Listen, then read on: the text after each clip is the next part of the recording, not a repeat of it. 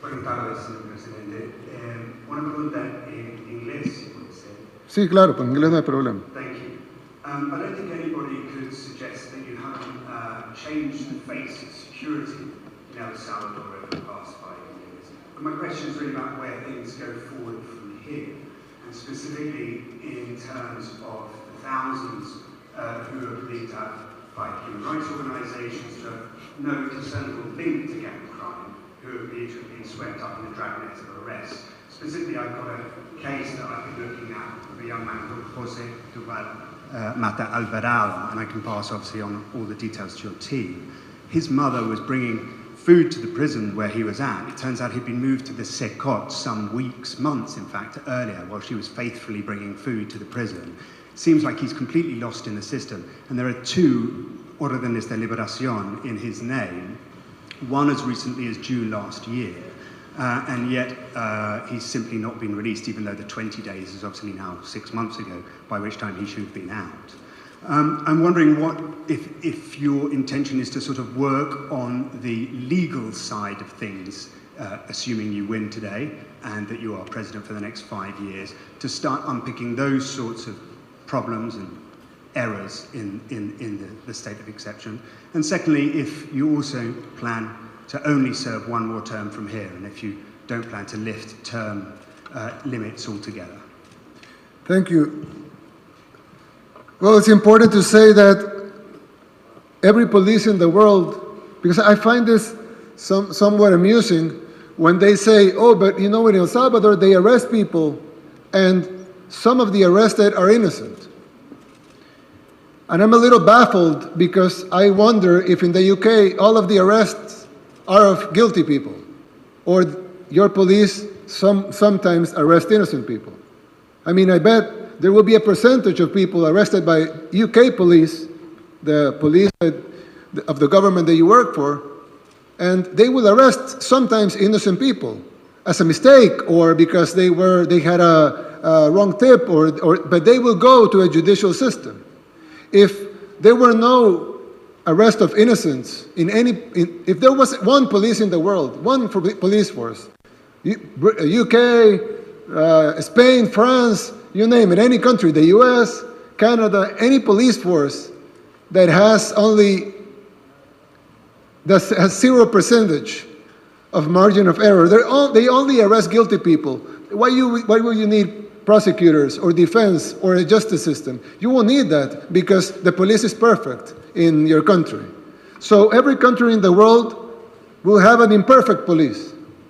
Now, it is different when you have in countries that promote ethnic cleansing, for example, or they arrest political opponents, or they arrest a minority. But in our case, all of the arrests are made to end the bloodshed that we lived for decades, and we have ended it. Now, did our police made a couple of mistakes? Of course they did. That's why our judicial system has been freed innocent people, and they will free every innocent people that the police has wrongly arrested. And we have already freed 7,000 people. Now, I would assume that the criticism may come from a hypothetical country that doesn't have any arrest of innocents. But I'm sure that in the UK, they do plenty of arrest of innocent people, and then they are proven innocent in court. But sometimes, and we have seen a lot of cases in the US, in the UK, in Europe, that they find them that they're innocent 20, 30 years after being convicted because they found some DNA evidence. So what does that mean? That means that you shouldn't arrest criminals? No, it means that police made a mistake and some retributions have to be made to the people that have been arrested wrongfully. But we don't think, we think it's weird, or we're baffled by the criticism of something that you well know that any police in the world would make, which is a small percentage of innocent people getting in the net. One point on that, of course, yes, though, is that 75,000 people in the space of a year isn't regularly arrested by police anywhere else in the world, and that this is a unique situation with unique powers given to the security forces to make arrests on site according to criteria deemed by them.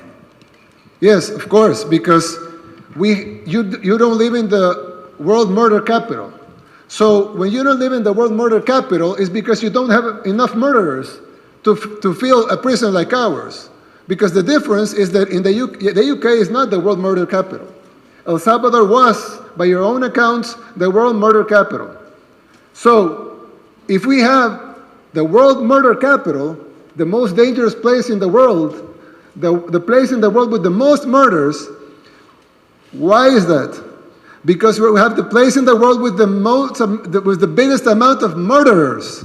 So of course, you cannot arrest 70,000 people because you don't have 70,000 murderers because you're not the murder capital of the world. But we did have 70,000 murderers, and that's just a number that coincidentally is the number that we arrested. Every study made by the World Bank, by the NGOs, by the experts, way before our government, established that there were at least 70,000 gang members and 500,000 collaborators.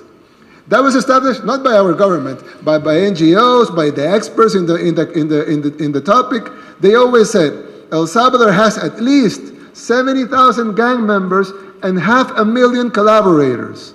So you would expect that to end that, you would need to arrest 570,000 people. But of course, we want to be careful and don't arrest the lady that probably helped because she thought that she needed to help because her life was in danger. So we're sparing 85% of the tally that the organizations that you finance established way before our government. So why do we have the biggest incarceration rate in the world? Because we changed the murder capital of the world, the world's most dangerous country, into the safest country in the Western Hemisphere.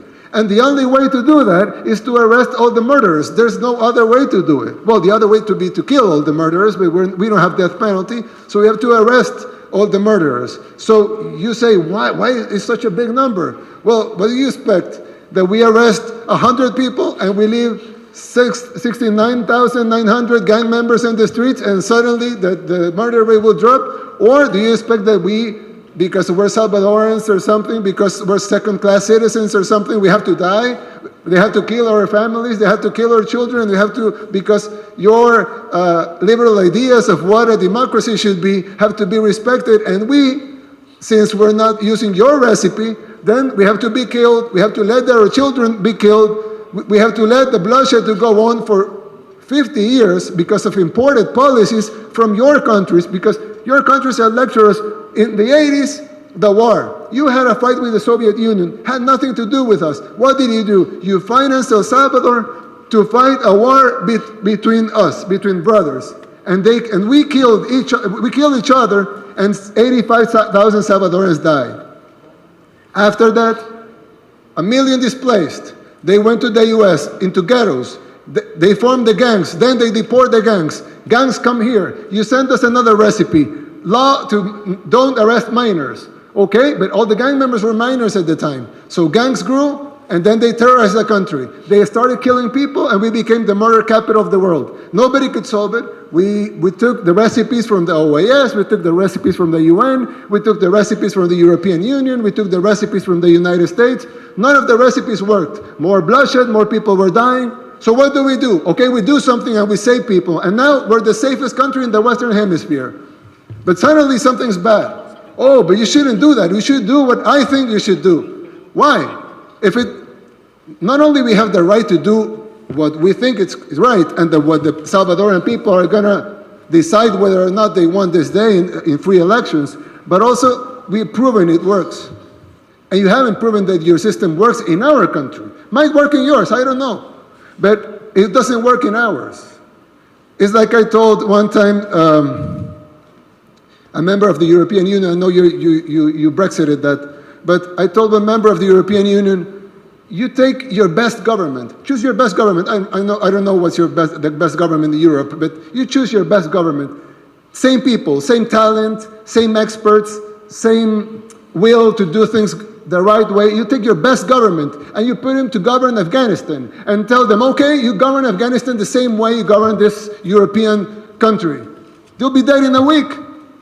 Because you cannot govern Afghanistan like you govern Europe. So stop trying to make us use your recipes because they don't work here. You have your own system. We don't tell you that you shouldn't have a monarchy. I mean, we're fine with your monarchy. We love your monarchy. It's fine. But we don't say, oh, you shouldn't have a monarchy and you shouldn't have hereditary titles. Why? Because it's your country. You can do whatever you want with it. But suddenly, we have to do what you want to do with our country. So, what I'm gonna finish the question is that this has been proven by all of you and by all independent sources. El Salvador was turned from the most dangerous place in the world to the safest in the Western Hemisphere. That's not a small feat, and that's not done easily. And nobody in the world has ever done it before, so fast and so clean, like we have done it here, with no civilian casualties.